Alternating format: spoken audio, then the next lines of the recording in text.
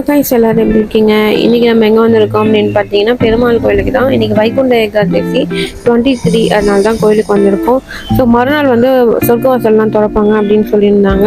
அதனால் சரி பெருமாள் கோயிலுக்கு போனால் நல்லது அப்படின்னு சொன்னாங்க. அதனால் பெருமாள் கோயிலுக்கு வந்து விளக்கெல்லாம் போட்டுட்டு உள்ளே போய் பார்க்கல சாமியை. ஏன்னா செம்ம ஜனம் இருந்தது. அதுக்குள்ளே போனேன்னா நான் மறுநாள் காலையில் தான் வெளியே வருவேன்.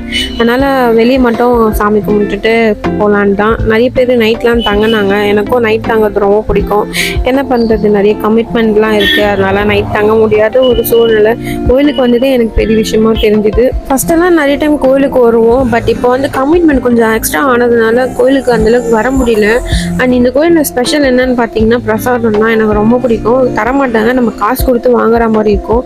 நிறைய வெரைட்டிஸ்லாம் இருக்கும். அதுக்காகவே நாங்கள் கோயிலுக்கு அதிகமாக வரோம்.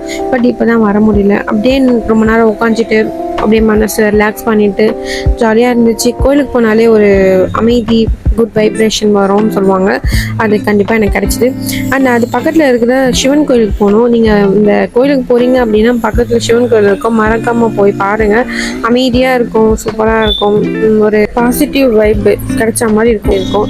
அப்படியே பார்த்துட்டு சிவனுக்கு விளக்கெல்லாம் போட்டுட்டு மனசில் இருந்த குறைங்கள்லாம் தீர்த்துட்டு வந்தோம். அண்ட் இந்த மாதிரி என்னை பார்க்கும்போது ரொம்ப க்யூட்டாக இருந்தது. இந்த மேலே தூங்கும்போது திருநூறு வைக்கும் போது சூப்பராக இருந்துச்சு. ரொம்ப நாள் ஆச்சு இந்த மாதிரி வச்சு நான். அதுக்கப்புறம் அந்த கோயிலில் ஒரு பாப்பா இருந்தாங்க, விளையாடிட்டு இருந்தோம். நான் ஃபோட்டோ எடுக்கிறேன்னு பார்த்துட்டு முன்னாடி வந்து போஸ் கொடுக்குறாங்களாம்மா.